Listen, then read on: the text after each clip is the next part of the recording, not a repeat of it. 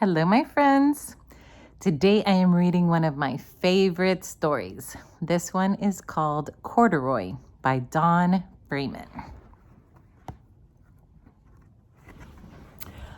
Corduroy is a bear who once lived in the toy department of a big store.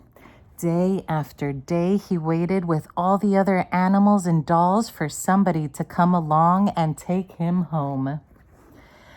The store was always filled with shoppers buying all sorts of things, but no one ever seemed to want a small bear in green overalls. Then one morning, a little girl stopped and looked straight into Corduroy's bright eyes. "Oh, Mommy," she said, "look, there's the very bear I've always wanted."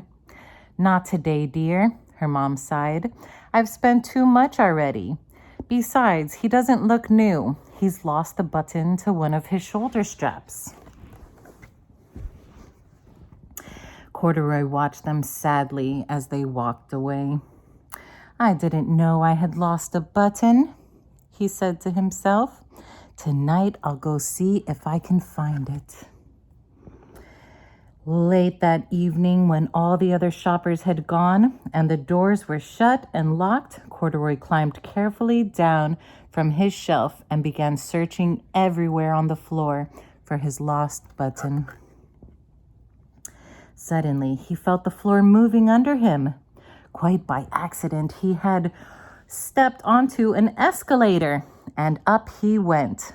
"Could this be a mountain?" he asked. "I've always wanted to climb a mountain."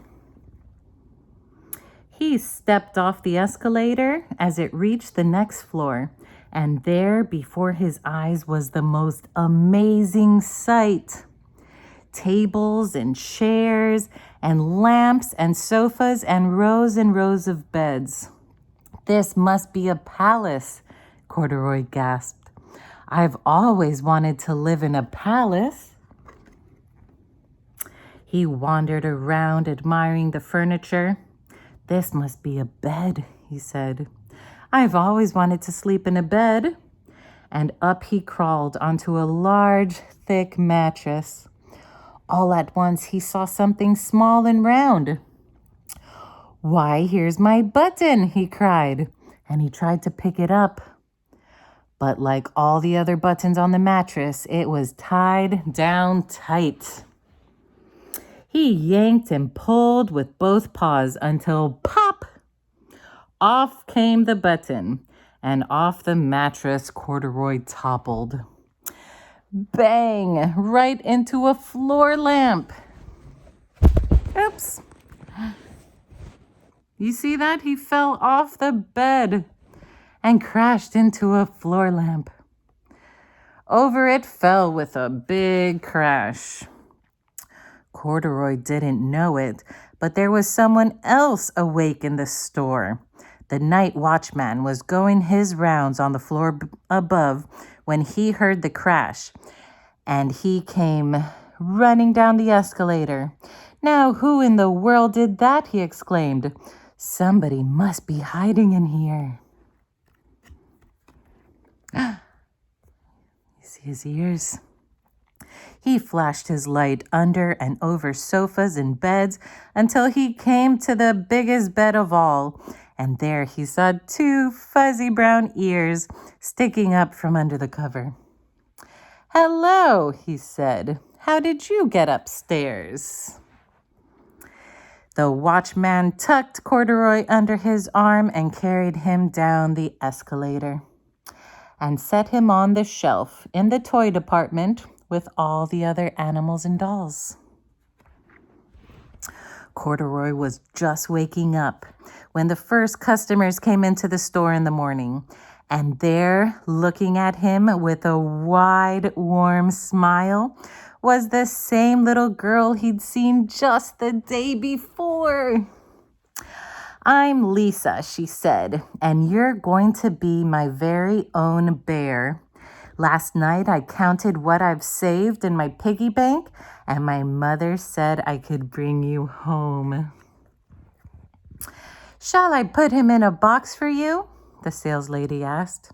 Oh, no, thank you, Lisa answered, and she carried Corduroy home in her arms. She ran all the way up 4 flights of stairs into her family's apartment and straight for her own room. Corduroy blinked. There was a chair and a chest of drawers, and alongside a girl-sized bed stood a little bed, just the right size for him. The room was small, nothing like that enormous palace in the department store. This must be a home, he said. I know I've always wanted a home. Lisa sat down with Corduroy on her lap and began to sew a button on his overalls. I like you just the way you are, she said, but you'll be more comfortable with your shoulder strap fastened.